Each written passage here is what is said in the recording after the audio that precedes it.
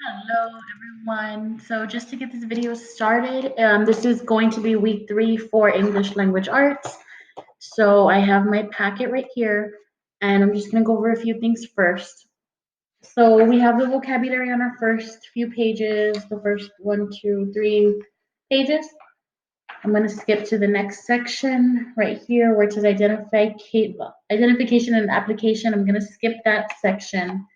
I'm gonna also skip the section that's because this one is about just writing, so we're not gonna get to that yet. Maybe later this week. I'm gonna skip this section as well, and I'm gonna go over to questions. Okay, because this is how we are going to start our pre-reading. We're gonna be looking at the questions first. So I'm gonna put these to the side for 1 second, and I want to be looking at our notes from last week, and this is genres. So when we talked about Scouts Honor, that story. It was a fiction story. It had characters, it had setting, points of view, plot, theme, all of those things. So we are going to add in a little subsection for this story this week. I'm going to put a little squiggly line just right here. And the story that we are covering this week is actually a nonfiction story, but specifically, it is a memoir. Okay. And what a memoir is, and if you can see the MEM, it kind of looks like memory. It's basically just, it's written in first person, and it's just like a slice of their life. And so it's a story, it's a short story about a part of a person's life, just a little section. Written in first person point of view, and it's a story told about a slice or like a certain period in time of their life.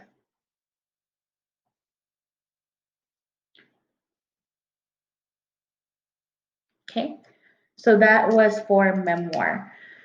So I am going to go through the questions and I want to map out my questions. Now, if you are seeing this later on in the day, and if you have a chance to go to my website to make sure that you have this in front of you, take a picture of it right now, take a screenshot because you will be needing this. Okay. So I am going to take out my questions. And right now, again, we haven't read the story. We're just going to be mapping out the skills that we need. So if I take a look, the following passage, paragraph 3, mainly suggests that Gigi or G Lee, I need to learn the names, I'm sorry. Okay, so we know that automatically when it tells me a paragraph and it gives me a sentence from the story, then this is a give proof question. And if I look back at my chart, I know that I physically need to read the sentences it's telling us and get proof from it. I need to compare that with my answer. So the following passage, paragraph 3, this would tell me I need to give proof. I need to read it. That's what my brain is telling me to do. Mainly suggests, okay, what is it trying to tell me? Who are they talking about and what happened? That skill would fall under our main idea, okay? Who are they asking for and what happened? It's straight to the point. And the word mainly is what tells me that. So I'm going to box it in and I am going to put main idea. So again, who are they talking about in the sentence and what happened? Straight to the point. So that was for question number 1. Again, I'm not answering yet. I'm just trying to figure out, okay, what skills? Question number 2, which of these inferences about educational reform is best supported by the following passage in paragraph 8? And then it gives me the evidence. I already know that if it's giving me a paragraph, I need to go back and actually read it, look at the sentence it's telling me. In this case, it gives the sentences for us right here. So I don't need to like go back and look, but it would help. So I know it's give proof. And these words, if it says words like best supported, most likely, that means it's an inference question. And it even says it right here.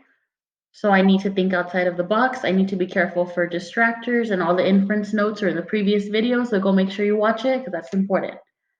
Okay. Question number 3.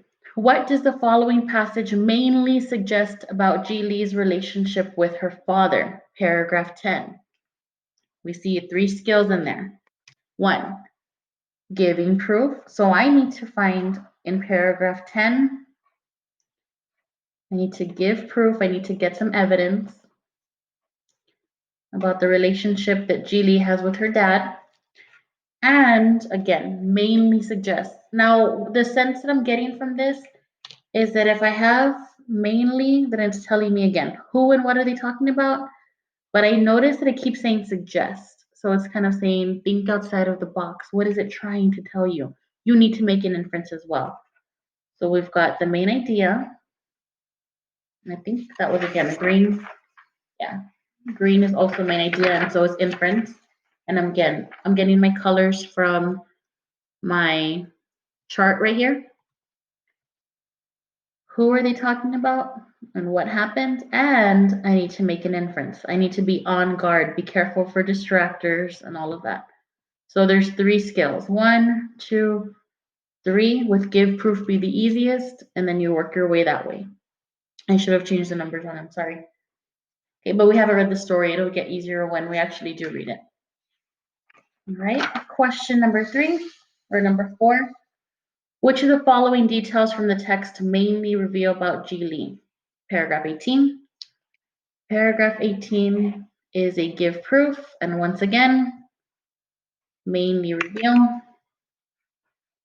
This is a main idea. Who and what are they talking about? And then reveal means I also need to make an inference. Same skills.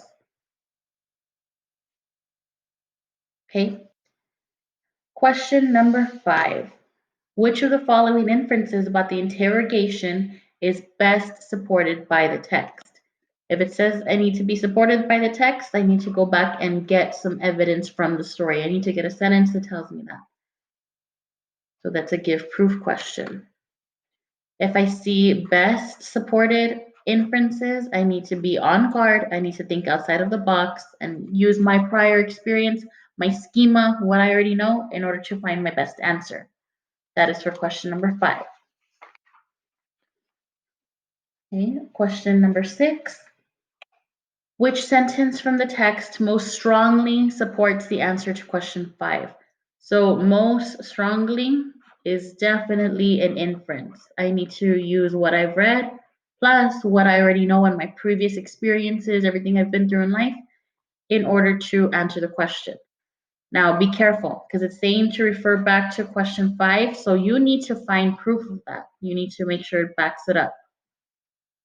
And again, which sentence from the text? If you see any answer choices with quotation marks, read the sentences from the story. Use that to help you. Question number 7. Which of the following best expresses a central idea of the excerpt? Now, we will be going over theme this week, which is what central idea means. Theme is in blue, okay? And again, we'll go over theme later this week. But for now, let's label it with a blue. Okay. And let's go ahead and write in theme. Best expresses. This means it's an inference. So based on what I've read and my previous experiences of life, use those both to make an inference. All right. And then finally, well, actually, there's 2 more questions. Yeah, okay. Which of the following from the text most strongly supports the answer to the previous question? 2 things I see. Sentence from the text tells me I need to give proof. I need to go back and look and get some evidence. And then most strongly supports. I use this to make my inference. Those 2 skills are what I need in order to answer my question.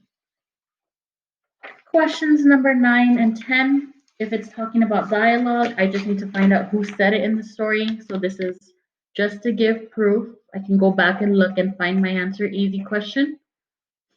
And then number 10 is all definitions. So definitions are easy peasy. So I would use that in yellow. That's a word meaning question, which means I just need to look at the sentences from the story, and I need to get my dictionary out. So I'm gonna put word meaning. And that's it. Make sure you have your colors and label the questions correctly, and then we'll be going over some of the skills this week. All right, so have a wonderful day.